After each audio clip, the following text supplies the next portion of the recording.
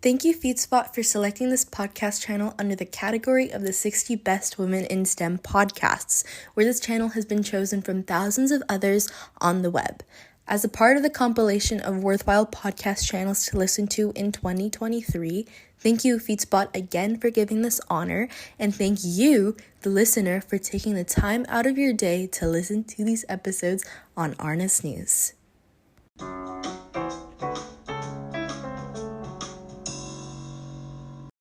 Hello, everyone. Welcome back. My name is Arnis Sahu, host of Arnis News, and if you are a newcomer, welcome to this channel. I give you warm greetings digitally. Today, we are with a special guest, Miss Elizabeth Daggert. As the interim head of engineering at Procore Technologies, prior vice president of engineering at GuideSpark, and prior director of engineering at Ericsson, Ms. Daggert has been able to propel her career through key qualities, which is leading her teams through a sense of continuous improvement and accountability. Providing clarity to others, she embraces the ideal mentality towards organizations and technologies, that is, a growth mindset. Through these qualities that she possesses and teaches others to keep as well, she's been able to be a part of countless innovative solutions, including helping design and launch an autonomous microgravity centrifuge experiment that flew on the Space Shuttle Endeavour. And if that isn't cool enough, she's been able to bring in 9 brand new products and 7 additional releases of new versions through existing product lines. So, with that said, if you are here again, thank you for clicking back to this podcast episode, and be sure to come back to this channel very soon for a newer one. So, thank you so much, Miss Elizabeth, for being here today. Before we start with the questions, would you like to introduce yourself? Sure. Thank you so much, Arna. I'm happy to be here. And feel free to call me Beth. That's what all my friends do. So that's completely fine. So yes, I'm Beth Daggert. I have been doing technology for a very long time, pretty much centered around computer work and software development. Started off, I guess I have my background. I just dropped that out there. I got my degree back, as you mentioned, with the centrifuge experiment. And so my degree was in aerospace engineering. Went to the University of Washington back when. Had some fun with that, but won a computer game programming contest back in the day. And that led me into a decade working in the computer games industry. I had my own company there for a little while, and then proceeded to work for a variety of different companies, including Microsoft, Ericsson, and the ones you listed. Currently heading up engineering at Procore. And gosh, what else about me? I've worn a lot of hats during that time. Been in and out, managed people, written a lot of code, worked as a game designer, did a little bit of product work. I think the biggest thing that I would say in terms of career path, the through line there, is I've always been very focused around customer outcomes. For me, what matters is making sure that I'm building a product that is actually going to have an impact on people, and I would like to think make their lives better in some fashion. That's really cool. I'm really interested in like how you went from gaming design to all of these different places. And yeah, that actually leads to my next question, which is tell us a bit about your career path. Well, I'd like to say it's a little bit of a random walk because, yeah, I've done a bunch of different things. So career path wise, always been interested in computers. I guess when I think back on it, I'm old enough that I grew up in a world where not everybody had computers. Personal computers became a thing in the early 1980s. And so I ran into my very first computer like when I was 12 years old. They're just never had opportunity to even find one before then. It's not like people had, cell phones and things. And I was totally enamored that there was this box that I could use to tell stories to my friends. So it became a thing. I learned to start programming just on my own on these little computers, did that all through high school, wrote games for my friends. And that's part of what set it up. And after college led me into that. And I was very proud. It was back in the days of shipping software. You actually put games on the store shelves, and I got a game on a store shelf with my name on it, and it was really exciting. And during that time, then I got to I switched over from writing code to being a game designer, and did a lot of work just with writers and artists and all sorts of big production stuff, and that was entertaining. Ultimately ended up going to work for George Lucas, actually, and spent a few years working on Star Wars products. And they're also writing code, starting to lead people, learning how to manage. And I think that's sort of the transition over time for me. Was I kept going in and out of writing code in different products, whether it was ultimately on DVDs or like at Microsoft. When I went there, it was about, learning to work with a large organization. I couldn't imagine how you'd have more than like 30 people on a title. And suddenly at Microsoft, was working with 2,000 people on the Windows operating system and learning what that looked like and how to build bigger things at scale that could impact millions of people. And that got me excited. And somewhere in there, I made a transition, really at Microsoft, I think, where I realized that I was kind of limited by how much code that my own fingers could write. And if I really wanted to do more, I had to learn how to organize those people and work with them and work with teams to build bigger and better things. And I really started to make a very conscious shift from what I could do and the code that I could write and impact to working through those teams and leading them to the point now where a few jobs later, I'm running a group of 600 engineers and leading them to make big changes in the construction industry. That's so cool. Like, as someone who's like really interested in computer science, like I'm kind of fangirling over everything. So that's really, really cool. My next question actually is, what advice would you give someone wanting to pursue a career similar to yours, and do you have any tips to succeed? Well, the best advice I ever received was, I'm going to paraphrase it here, but you own your own career. It was something that I didn't realize for a long time. I think I was very much in a mode, like when you're in school or university, even, you have classes and there's like this program set out in front of you, and you have certain assignments and you deliver the assignments and you get your grades, and then you can set your target on whatever degree and you can go out and get that degree, but you're following a program. And early in your career, it kind of works the same, I think. You're handed a lot of work. You develop, your first years of your career are really just about, especially in a technology field, are just about gaining depth in that field. In computer science, it's about learning various techniques and technologies and how to apply them. But at a certain point, you have to really, if you want to progress, it's less about what you're being handed, and it's more about learning to identify problems and solve them without direction and decide what kind of opportunities you want to take on for yourself. And that was a big transition for me. I hit at this point, and it was literally in my mid-30s, where I couldn't figure out like why my career wasn't going anywhere. And someone who was my age, who actually that had known from the games industry, and we were working at the same place many years later outside the games industry, and he was way further up the career ladder than I was. And I just had a lunch conversation with him. Essentially, I said, what did you do? How did you do this? How can I like learn and do what you're doing? And he just looked at me like I was dumb. And he said, I'm not going to tell you what to do. You have to figure it out for yourself. And essentially we had a conversation that was, you own your own career. You need to be intentional about looking a year ahead, 2 years ahead, 5 years ahead, and deciding what the target is and learning what you need to learn to get there, and taking on the tasks you need to take on to get there. And don't assume anyone's just going to hand it to you, because they won't after a certain point. Okay, yeah. This also this question leads to my next one, which is, what is a common myth about your profession that you want to debunk? Oh, there's probably a few of those. Well, coming at it as a woman in technology, and especially in computers, I think the biggest one that I continuously work to debunk is that it's a field of socially inept men. And it is, and it's not for women. There's like, I feel like there's still a lot of that baggage out there. There certainly was for most of my career. Hopefully it's getting better, because there's more people like me around that are pushing a different narrative. But it's really not. There are so many places in computing that are not about that are not just guys who don't know how to put two words together and that are misogynistic or whatever. It's not. There's all this great application and of technology towards social good and change and environmental cleanups and just anything that you can think of. And and small applications as well, just women writing apps, founding their own companies, being leaders, being deep technologists.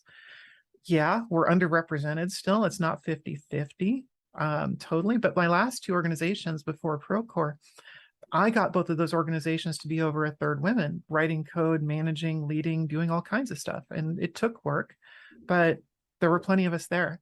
So I'm working on doing that again in the current role and trying to build up the numbers. So yeah, I would encourage, especially women in particular, don't think that this is like a field that you're not supposed to go into and it's just for guys. Yeah. Another segue to my next question is, if you could step into my shoes, what would you have asked yourself that I didn't? Oh, goodness. Tell you what, I'll give you three different questions and then you can ask any one of them or more that you want. So here's the three questions I would hand you. One, why did you go into management instead of doing something else? Two, where did I take my biggest career risk? Or three, what am I the most proud of? Probably the first one.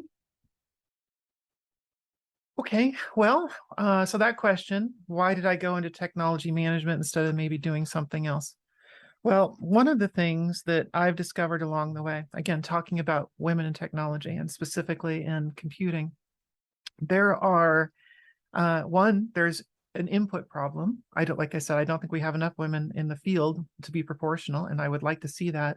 And a lot of people focus on changing that by encouraging women in school, programs to recruit them into computer science, programs to recruit them into the field after university.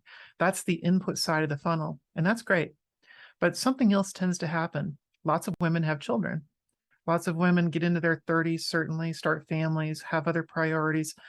And there are plenty of cases where they step away. They have to step away for years at a time. And sometimes they don't come back, or they just get into it. And for a variety of reasons, maybe they just don't see the opportunities for them. And it's unfortunate.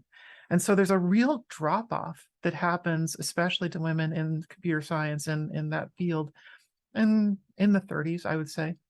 And I went through the same thing. There was a real strong point for me at that point in time where I thought about leaving and not coming back.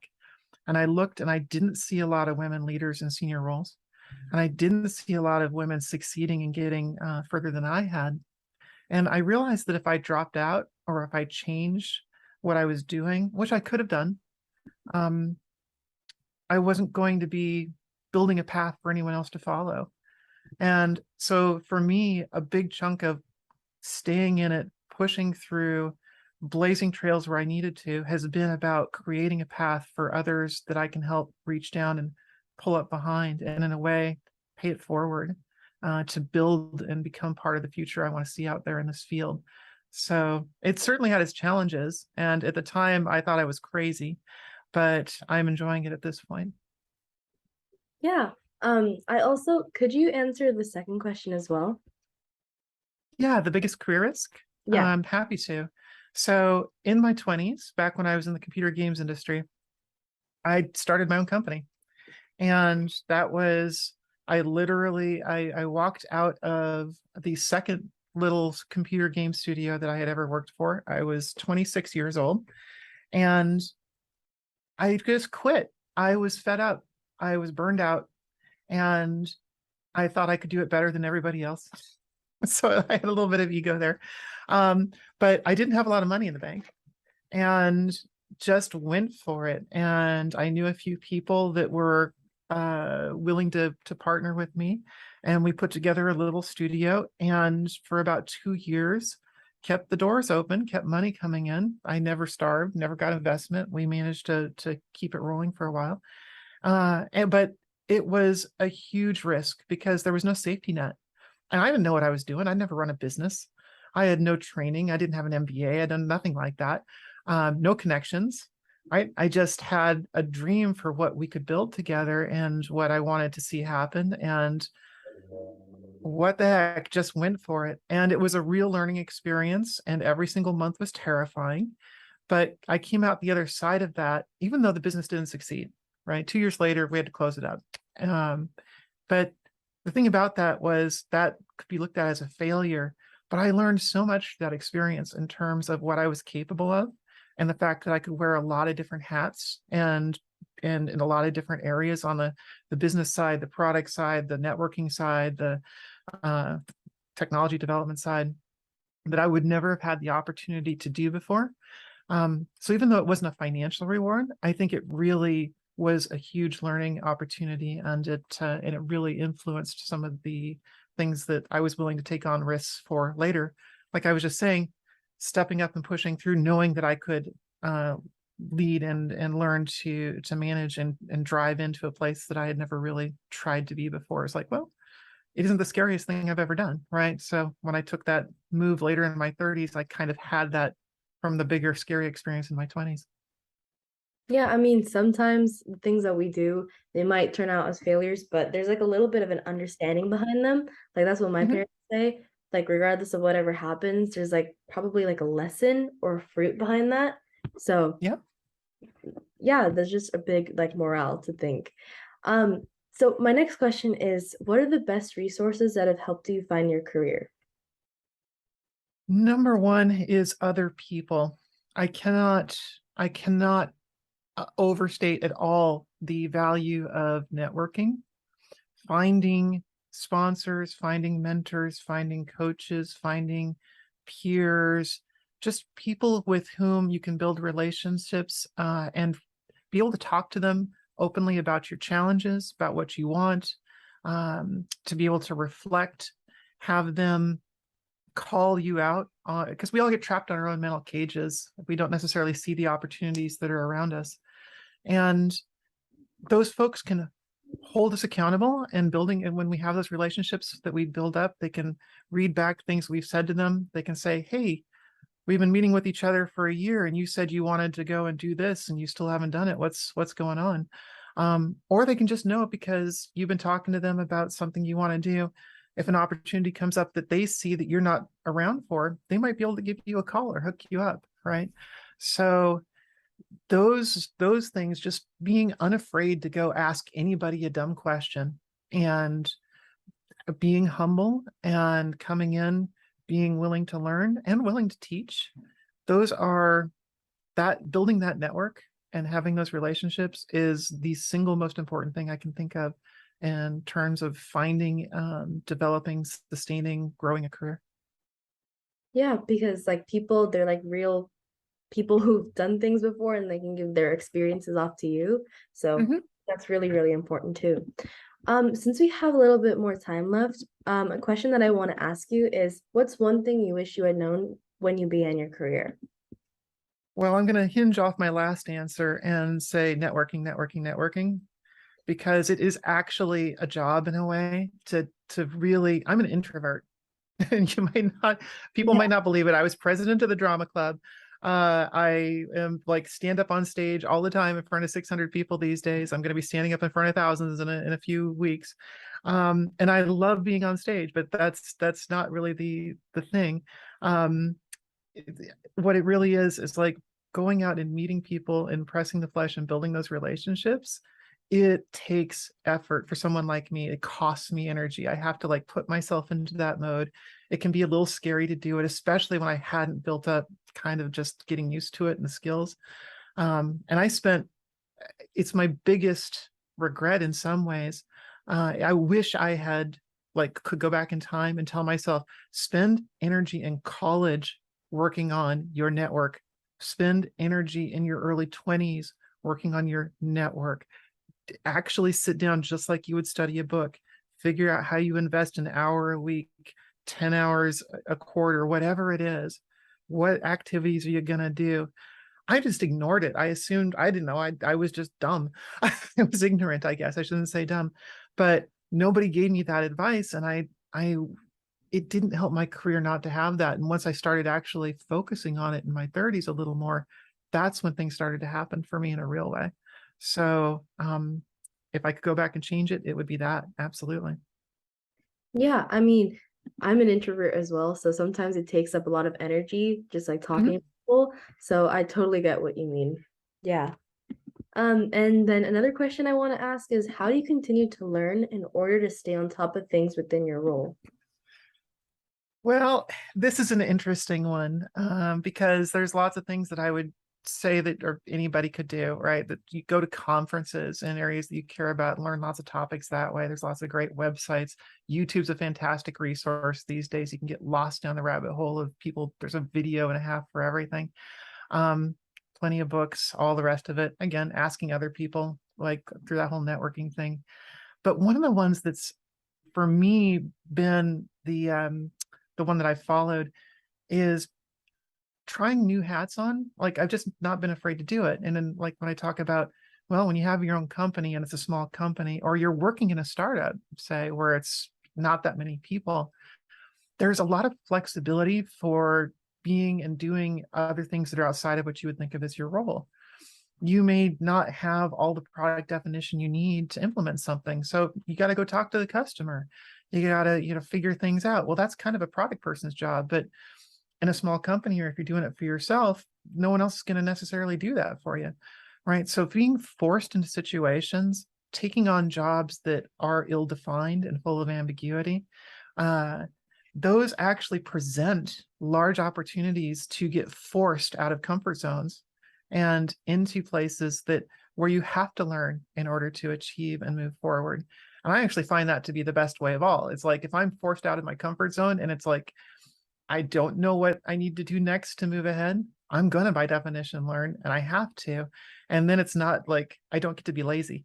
So I kind of like to have that external driving force that's behind me. And I'm a curious person by nature. I think that helps. But when you jump into a circumstance that's going to force you to continuously learn, you don't have a choice around it. And that's useful for me. Yeah, I mean, I don't have first-hand experience with like moving positions, but I kind of do know that external driving force. In my case, it was pressure because I came from like a really like difficult school. So what made me want to learn more was like I guess pressure, but it made me more curious with learning. So yeah, I kind of get that.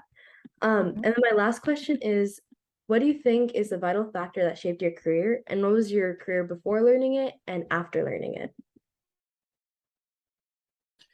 Well, I think I'm going to hop pretty much back to the start of what we talked about, because that conversation that I had with that old colleague of mine, where he told me, I'm not going to give you your career, you have to own your own career, completely changed my mindset. The perspective of really being intentional about what do I want to be known for? What do I want to spend my time doing? Because we all have limited time in this life. And getting like a real sense of, oh, it shouldn't just let it happen to me. I should take charge of it. Before then, I followed the path that was more or less in front of me. Yeah, I was excited. I tried some things like did, and it was, and I achieved a lot, but it wasn't necessarily intentional. In some ways, it was just like doing the next obvious thing or the assignment at hand. It's an entirely different thing for me to stand back and say, no, I want to be an example. I want to create a path for other women to follow. I want to stand on a stage someday and lead an organization and drive a vision and rally through with a group of thousands of people to do something bigger than any of us could have done alone. To take on that as a vision, to take your career and look at it as a vision for where you want to go, that is the inflection for me that completely changed me from just being in the trench day to day to actually setting out to have a career of meaning and impact. Yeah, I mean, those affirmations, they can like really channel you to do something. And since like it's a huge thing about like being positive and having those like words being able to express themselves. So yeah, I definitely agree with that. Okay, so thus that concludes the episode for this week. If you want to know more about how I relate to these amazing topics, then stay tuned for upcoming episodes. Check out Miss Bet's LinkedIn page, which I will mention in the description for more information, and make sure to come back to the channel for very soon for a new episode. Once again, thank you for finding me, and I hope we stay in touch with each other. Dito, you're listening to Arna Sahu, the host of Arna's News. Peace out. See you soon. Toodles.